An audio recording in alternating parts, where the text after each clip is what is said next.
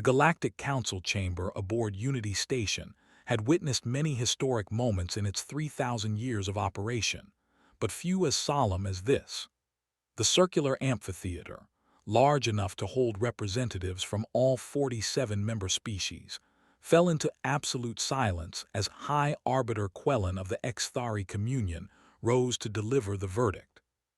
His crystalline form refracted the chamber's soft lighting into rainbow patterns across the polished floors, a beauty that seemed grotesque given the gravity of the moment. Ambassador Elena Kowalski sat in the human delegation's gallery, her hands gripped so tightly in her lap that her knuckles had gone white. She had been Earth's representative to the Council for 8 years, and in that time she had witnessed bureaucratic inefficiency, political maneuvering, and occasional injustice. But nothing had prepared her for this. Below, in the defendant's circle, stood Mireth Kalan, his iridescent scales shifting through muted grays and deep blues, colors that the human xenopsychology briefings had taught her meant profound sorrow and acceptance. He was the eldest of the Velaris High Council, chosen to represent his entire species in these proceedings. At 140 standard years old, he had lived through his people's first contact with the galaxy, their joyous admission to the Council, and now, their condemnation. Quellen's voice resonated through the chamber with harmonic precision. There was no malice in it, only the cold certainty of institutional authority. The Velaris species, he proclaimed, had been found collectively responsible for the plague that had swept through the Kepler trade hub 50 years prior. Though the contamination had been accidental, the result of an exploration vessel unknowingly breaching a quarantine zone, the consequences had been catastrophic. 3.7 million beings across 12 species had perished before the pathogen was contained. Elena had read the trial records obsessively over the past 3 years. The Velaris government had immediately accepted full responsibility. They had offered every resource they possessed toward reparations.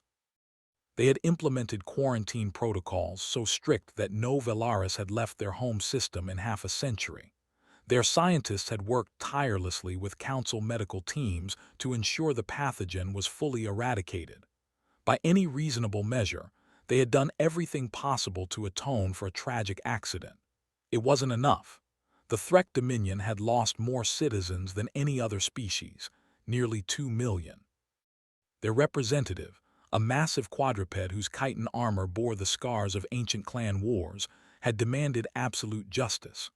Other species, some who had lost only a handful of citizens, had joined the call. Political alliances shifted. Debts were called in.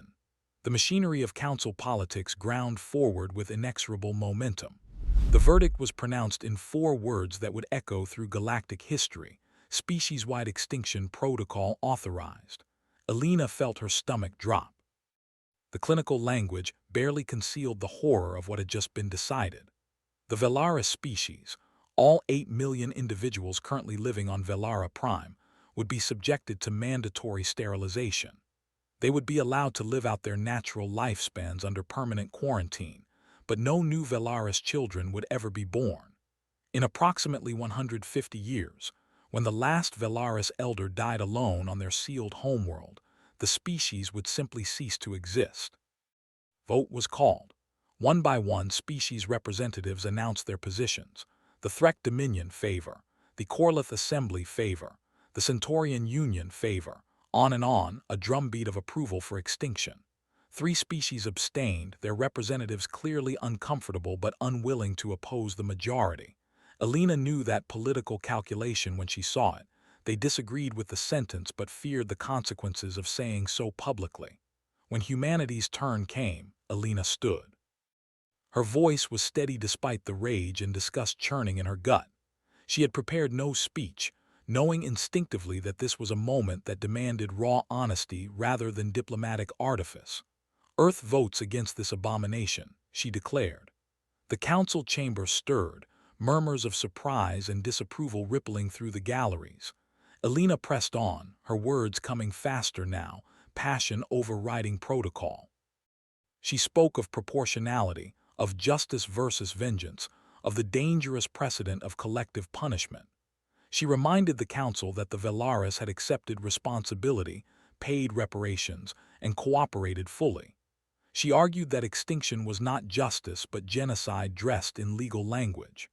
The Threk representative interrupted her, his translator rendering his clicks and rumbles into flat, emotionless standard. The humans, he said, were demonstrating once again why Deathworlders could never truly understand civilization. They were ruled by emotion rather than logic, by sentiment rather than the greater good. The decision had been made after careful deliberation. The matter was closed. Elena wanted to scream at them, to rage against the casual cruelty of species who called themselves civilized while condemning millions to extinction for an accident. But she was a diplomat, trained in the art of controlling her reactions. She simply stated for the record that humanity found this verdict morally reprehensible and would be considering its response. Then she sat down, trembling with suppressed fury. Mireth was given the opportunity to make a final statement. He stood with the quiet dignity that seemed inherent to his species, his scales now shifting to soft golds and whites, colors that human researchers believed indicated grace and peace. He thanked the council for allowing his people 50 years of continued existence since the plague. He asked only that the Velaris cultural archives, their art and music and literature, be preserved in the Galactic Library so that future generations might remember that his people had existed, had loved, had contributed beauty to the universe. He did not beg. He did not weep. He simply bowed deeply to the assembled council and returned to his seat. The session was adjourned. As the chamber emptied, Elena remained in her seat, watching Mireth being led away by council security. He moved slowly, as if each step required enormous effort. She wondered what it felt like to carry the weight of being your species' last generation. The journey back to Earth took 3 weeks through the relay network.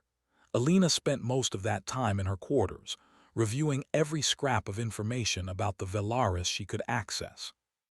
She learned that their civilization was nearly 4,000 years old, built on principles of empathy and emotional connection that seemed almost alien compared to humanity's more aggressive and competitive nature. Their art was considered among the most beautiful in the galaxy, sculptures and paintings that seemed to capture emotion in physical form, music that could make even the most stoic beings weep. She learned that Velaris mating bonds were profound and lifelong, that they grieved their dead for years, that they had never waged war in their entire recorded history. They were gentle, peaceful, utterly unsuited for the cruel calculus that had just condemned them.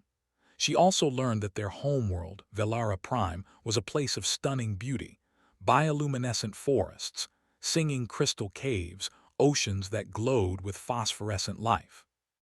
A world that would soon become a tomb, sealed and silent, preserving a civilization that would never return. By the time her ship reached Earth, Elena had made her decision. She had to try. The emergency session of the Security Council convened in Geneva, humanity's political capital since the unification. Secretary General Marcus Ibera presided, a career diplomat known for his pragmatism and caution. Around the table sat the other key figures in Earth's government: Admiral James Cosi, commanding humanity's defense fleets, Minister of External Affairs Priya Ramachandran, and a dozen others representing Earth's various regional alliances and colony worlds.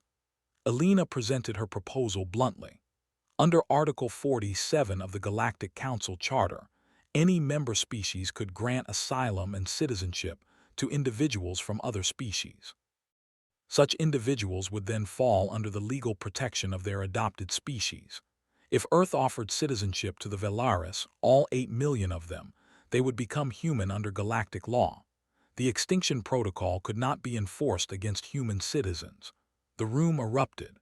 Admiral Cosi was the first to object, his deep voice cutting through the chaos. He respected the ambassador's moral position, but this was political and economic suicide. Humanity had been part of the Council for only 150 years. They were still viewed with suspicion by the older species, still considered aggressive and unpredictable. Open defiance of a Council verdict could lead to sanctions, trade embargoes, or worse, And where would Earth even put 8 million refugees? The economic burden alone could destabilize human colonies still in their infancy. Minister Ramachandran added her concerns. The Velaris had a biological vulnerability to certain pathogens that humanity might unknowingly carry. The medical challenges of integration could be insurmountable. And what about public opinion? Humans were still recovering from the economic disruptions of the Rigel colony collapse. Would they accept the massive cost of resettling an entire alien species? Elena listened to every objection, her expression neutral. She had expected this resistance. When the room finally quieted, she spoke. She reminded them of Earth's history, of genocides and ethnic cleansings, of times when the world had stood by and watched millions die because intervention was inconvenient or expensive or politically risky. She spoke of the promises humanity had made after the unification, that Earth would never again allow such atrocities, not to humans and not to any sapient beings. She asked them to consider what kind of species they wanted to be in the galactic community. The kind that calculated the political cost of doing what was right, or the kind that acted according to their stated principles even when it was hard. But it was Marcus Ibarra who truly shifted the debate. The Secretary General had been silent throughout the discussion, his weathered face unreadable. When he finally spoke, his voice was quiet but firm. He had visited the Holocaust Memorial in Jerusalem as a young man, he said. He had stood in those rooms filled with photographs of the dead, with mountains of shoes and suitcases and the scattered remnants of destroyed lives. He had read the plaques asking why the world had done so little so late. He had promised himself then that if he ever had the power to prevent such a thing, he would use it. This was that moment. The Velaris were being sentenced to extinction for an accident they had already atoned for. The galactic community was too cowardly or too callous to stop it. Humanity could. The question was not whether they could afford to help, but whether they could afford not to. The vote was close, but it passed. Earth would offer the Velaris asylum. The message was transmitted to Velara Prime on a tight beam frequency, marked for the attention of Mireth Kalan. It was simple and direct, written in the musical script of the Velaris language. To the Velaris people, the government of Earth and her colonies hereby offers immediate asylum and full citizenship to any and all Velaris who wish to accept. You will be welcomed on our worlds as equals, with all the rights and protections that entails. We cannot restore what has been taken from you, but we can offer you a future. The choice is yours. On Velara Prime, the message arrived during what the Velaris calculated as evening, when the bioluminescent forests began their nightly glow and families gathered for the traditional sharing of emotions, a practice where Velaris would sit together and allow their scales to shift freely, expressing feelings too deep for words. Mireth Kalan read the message 3 times, certain he had misunderstood. The humans, those strange and frightening Deathworlders who had voted alone against the extinction, were offering to take all of them. It seemed impossible. It seemed like a trap. But what choice did they have? Accept an uncertain future with an alien species, or face certain extinction with dignity on their own world? The debate that consumed Velara Prime over the following weeks was agonizing. The Velaris had always been cautious, preferring contemplation to action. Now they had to make the most consequential decision in their history with incomplete information and almost no time. Many argued for refusal. They should die as Velaris on their own world rather than live as refugees on alien planets. Their culture, their connection to Velara Prime's unique ecosystem, their way of life, all of it would be lost anyway. Better a dignified extinction than a slow dissolution into human society. Others saw the offer as their only hope. Children deserved the chance to grow up, to fall in love, to create art and music and beauty. The Velaris could survive as a species if they were willing to adapt. Their culture might change, but it would continue. Mireth Kalan listened to all sides, feeling the weight of leadership more heavily than ever. He knew that whatever decision was made, he would be remembered as either the one who saved the Velaris or the one who condemned them to an alien existence. He requested a meeting with the humans. If this offer was genuine, he needed to see Earth with his own eyes. The human government agreed immediately. A delegation of 20 Velaris, led by Mireth, made the journey to Earth aboard a human diplomatic vessel. The Velaris spent the entire journey terrified. They had read the reports about Earth, about the crushing gravity that was 1.2 times their own standard, about the predators and poisonous plants and extreme weather. They had seen images of humans, tall, heavy-boned, with binocular predator eyes and an unnerving tendency to show their teeth when experiencing positive emotions. When they arrived, their fears seemed confirmed. Earth was overwhelming. The sky seemed too vast, the gravity made every movement exhausting, and the humans themselves were giants by Velaris standards. Even human children were larger and stronger than adult Velaris. But they also saw something unexpected. In Geneva, thousands of humans had gathered to welcome them. There were no protests, no angry signs, just curious faces and cautiously friendly gestures. The humans had prepared a habitat dome with adjustable gravity and climate controls, designed to make the Velaris comfortable while they conducted their evaluation. Over the next week, the Velaris delegation toured human cities and colonies. They visited the welcome centers being constructed, where human engineers had painstakingly researched Velaris environmental needs to create suitable living spaces. They met with human xenobiologists who had already begun developing medical protocols to address the pathogen vulnerabilities. They attended town halls where human citizens, despite clearly struggling with economic concerns of their own, voted to support the refugee resettlement. It was in Tokyo that Mireth met Kenji Yamamoto, a 90-year-old human who had volunteered to host Velaris refugees in his family's compound. Through a translator, the old man told his story. His grandparents had been American citizens of Japanese descent, imprisoned during Earth's Second World War simply because of their ancestry. They had lost everything: their home, their business, their dignity. The young Kenji had grown up hearing those stories, learning about collective punishment and the evil of judging entire groups for the actions of a few. "When I heard about your people," Kenji said, his weathered face crinkled with emotion, "I remembered my grandmother's stories. The world decided your people did not deserve to exist. We cannot let that happen again. Not while we can stop it." Mireth's scales shifted through patterns of grief and gratitude so rapidly that the translator had trouble keeping up. This was not a perfect solution. Earth was not Velara Prime. Humans were not Velaris. But there was genuine compassion here, a willingness to help that the supposedly civilized species of the Council had lacked. The delegation returned to Velara Prime with their recommendation: accept the offer. The Velaris would leave their homeworld and begin again among the humans. The announcement sent shockwaves through the Galactic Council. The Threk Dominion representative demanded an emergency session. When it convened, he formally accused humanity of violating the spirit of the Extinction Protocol and demanded that the offer be rescinded. Elena stood before the council once more, but this time she was not alone. Behind her stood Admiral Kosi in full military dress, a deliberate signal that Earth was prepared to back its offer with force if necessary.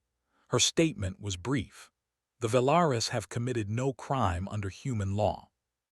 They are welcome on our worlds as full citizens with all the rights and protections that entails.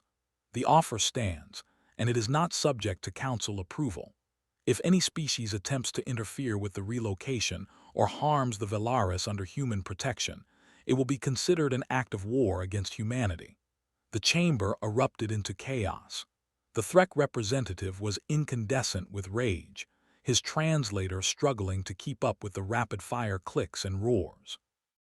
Other species demanded clarification, threatened sanctions, accused humanity of undermining council authority.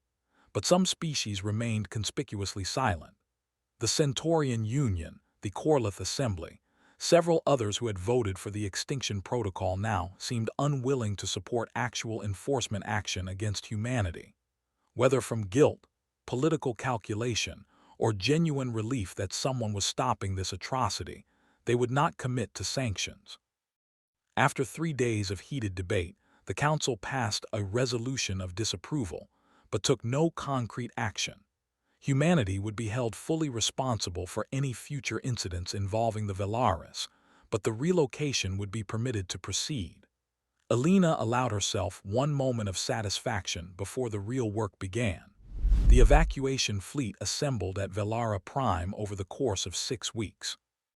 It was the largest human mobilization since the colony wars, involving not just military vessels but civilian transports, private ships whose captains volunteered their services, even converted cargo haulers retrofitted with passenger accommodations.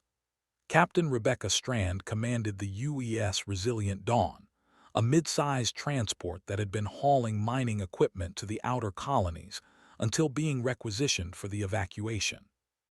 She was a 15-year Navy veteran, decorated for her service during the Rigel Crisis, known for being steady under pressure and absolutely reliable. The scene on Velara Prime broke her heart.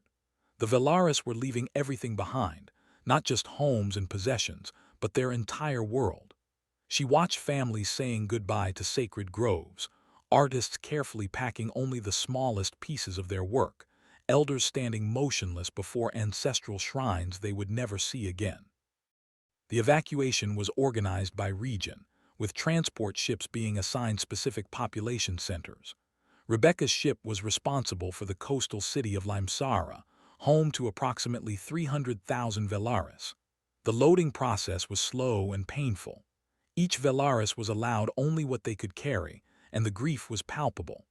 Their scales flickered through dark purples and blacks, colors that Rebecca's cultural briefing had taught her meant despair and loss. The human crew did their best to be comforting, but what could they say? "We are taking you from your world forever, but at least you get to live." It felt hollow. The Threk Dominion maintained a monitoring fleet in the outer system, ostensibly to ensure proper quarantine protocols were followed.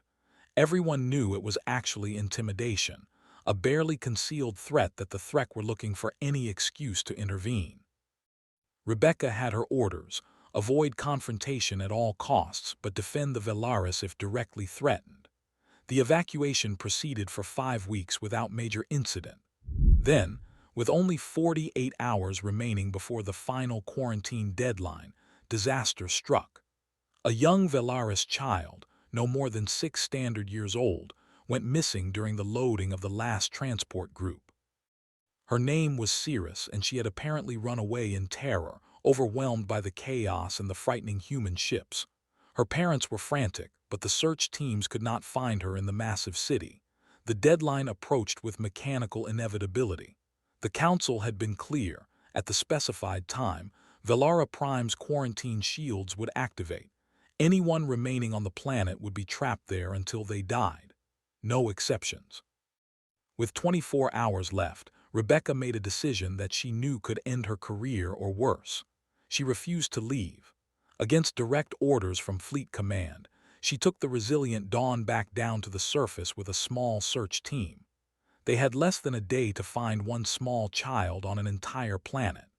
They searched through the night, using thermal scanners and drones, calling out in the Velaris language through speakers. Rebecca had never prayed much, but she found herself bargaining with whatever cosmic force might be listening. Just let us find her. Just this one child. With 3 hours remaining, they found Cirrus hiding in an ancient temple on the outskirts of Limsara. She was curled up before an altar, crying, her scales flickering through panicked reds and yellows. When she saw the humans, these tall predators with their frightening eyes, she screamed. Rebecca did something that her training had never covered. She sat down on the temple floor, making herself as small as possible, and began to sing. It was a lullaby her mother had sung to her, a simple melody about stars and safety and home. She did not know if the child could understand the words, but emotions transcended language. Slowly, Cirrus's scales began to shift toward calmer blues. She crept forward, and Rebecca gently scooped her into her arms. The child was so light, so fragile. Rebecca ran back to the ship faster than she had ever moved in her life. They cleared the atmosphere with 47 minutes to spare. As the Resilient Dawn rejoined the fleet, Rebecca could see the shimmer of the quarantine shields activating below. Velara Prime was sealed. The last transport ship departed 23 minutes later. Behind them, their homeworld glowed softly in the light of its sun, beautiful and unreachable. The Velaris aboard the ships pressed against viewports, watching until Velara Prime disappeared from sight. Many would later say it was the moment they truly understood that their old lives were over. The journey to Earth and the human colonies took several weeks. The Velaris spent that time in a haze of grief and uncertainty. Human crews did their best to help, but the cultural and linguistic barriers were formidable. Simple things became complicated. Velaris' dietary needs were different. Their sleep cycles did not match human day-night patterns. Their emotional displays were so different from human expressions that misunderstandings were constant. But there were also moments of connection. A Velaris musician played a morning song on a traditional instrument, and the human crew sat in respectful silence, some with tears running down their faces. A Velaris child drew a picture of her lost home and gave it to a human engineer, who carefully preserved it in his quarters. Small bridges built across an enormous divide. When the first transports arrived at Earth, humanity had prepared as best as it could. Welcome centers had been established in carefully selected regions, with climates similar to Velara Prime. Medical teams stood ready. Translators and cultural liaisons worked around the clock. But nothing could fully prepare either species for the reality of integration. The Velaris struggled. Earth's gravity was exhausting. The sun felt too harsh. The bewildering diversity of human cultures, languages, and customs was overwhelming for a species that had lived in relative homogeneity. Even well-meaning humans could seem loud and aggressive compared to the subtle emotional communication the Velaris preferred. And there was prejudice. Some human groups, particularly in economically struggling regions, resented the resources being devoted to the refugees. There were protests, though mercifully nonviolent. There were politicians who saw opportunity in stoking fear of the alien other. There were incidents of Velaris being harassed or excluded, but there was also beauty in the integration. Velaris artists began creating works that incorporated both their traditional forms and new inspiration from Earth's diverse cultures. A Velaris sculptor created a memorial installation in Geneva, a soaring structure of light and crystal that captured the anguish of loss and the hope of new beginnings. It became one of Earth's most visited sites. Medical collaboration proved especially fruitful. Velaris empaths, with their ability to sense and respond to emotional states, became invaluable in human psychiatric care. Working with human therapists, they developed new treatments for trauma and depression that helped both species. Human medical technology, in turn, addressed many of the Velaris vulnerabilities to pathogens. Children, as always, adapted fastest. In the schools where young Velaris and humans learned together, initial wariness gave way to friendship. They taught each other games, shared stories, learned to communicate across their differences. A human child might not understand the color shifts of Velaris scales, but they could recognize when their friend was sad and offer comfort. Music became an unexpected bridge. Velaris musical traditions, based on complex harmonics and emotional resonance, merged with human musical forms to create entirely new genres. The first collaboration between a Velaris composer and a human orchestra produced a symphony that left audiences of both species weeping. It was called The Journey, and it told the story of loss, fear, hope, and the fragile beauty of beginning again. A year after the evacuation, Mireth requested a private meeting with Secretary-General Ibarra. The old Velaris had settled in New Zealand, in a habitat complex overlooking the ocean. His scales were calmer now, shifting through gentle greens and golds, but the weight of everything that had happened still showed in his movements. The question he asked was simple but profound. Why did you risk everything for us when no one else would?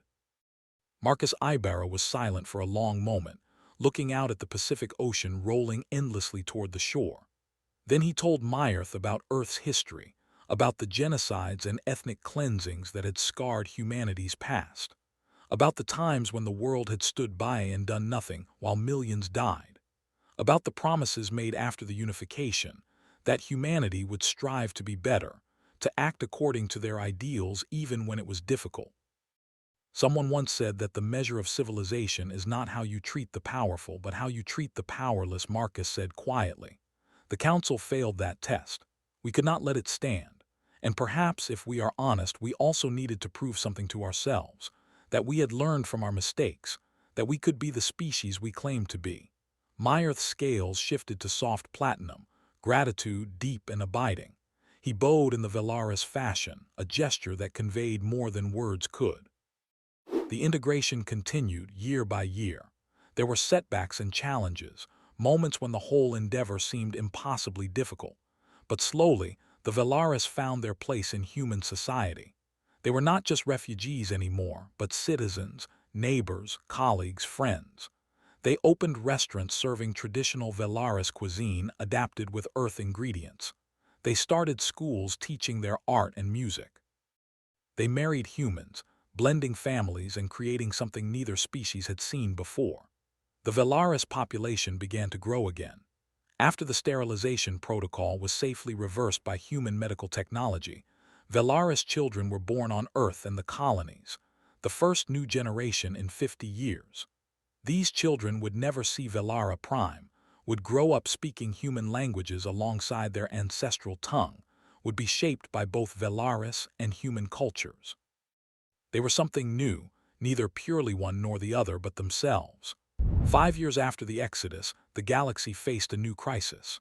A pandemic broke out on the colony worlds of the Centaurian Union, spreading with terrifying speed. The pathogen was unlike anything the Council's medical resources had encountered, and it was not contained to one species. Within months, multiple worlds were under quarantine, and the death toll was climbing into the millions. The Centaurian Union, pride wounded but desperate, requested assistance from all Council members. Earth responded immediately, sending medical teams and research vessels. And with them came an unexpected asset: Velaris scientists who had spent the last 5 years working with human researchers, combining their species' deep understanding of pathogens with humanity's aggressive medical technology. The breakthrough came from a joint human-Velaris research team working on Luna.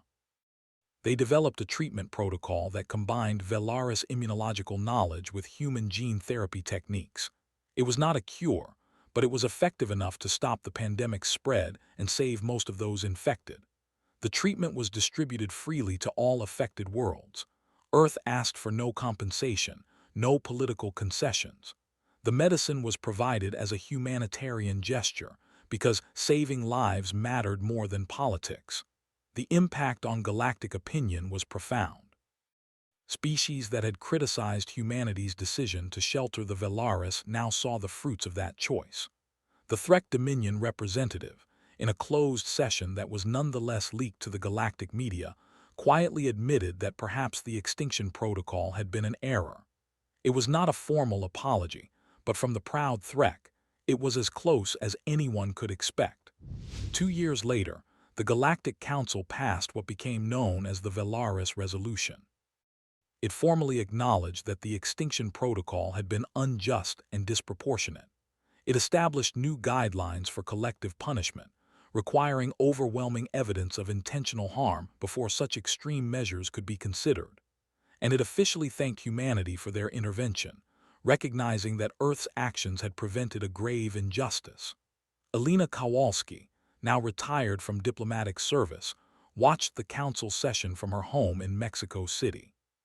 She felt no vindication, no sense of triumph. The Velaris had paid an enormous price for the galaxy's cruelty. They had lost their homeworld, lost their independence, lost so much of what made them who they were. That could never be undone. But they had gained a future. That had to be enough.